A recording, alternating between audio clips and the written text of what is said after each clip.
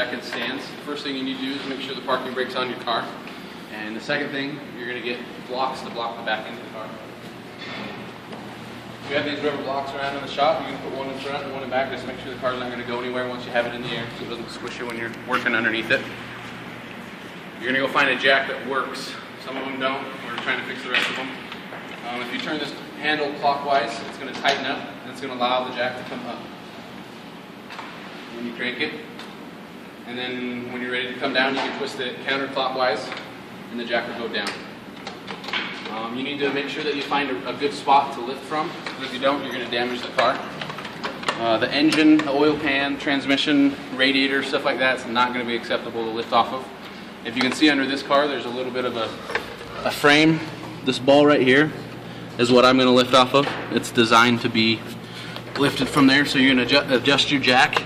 Make sure the handle's turned the clockwise direction so it's pumping, and bring it up until you come in contact with that.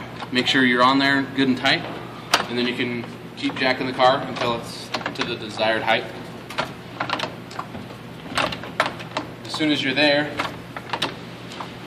or as soon as you're tall, or as soon as you get the car high enough to put the jack stands under, you can go ahead and stop.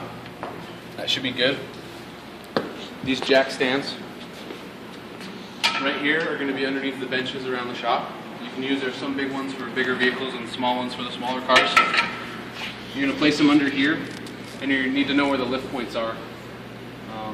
On the red lifts, there's going to be a little booklet that explains where all the lift points are for each make and model. On this one, it's going to be this metal chunk, this seam right here. So you're going to position the stand right underneath it. Make sure that it's as tall as it gets, and then you can do the same thing on the other side.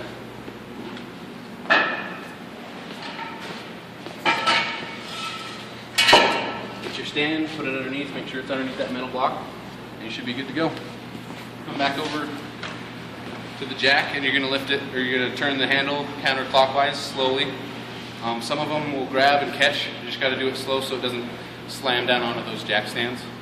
So as soon as you do it nice and slow, make sure it's coming down onto those stands.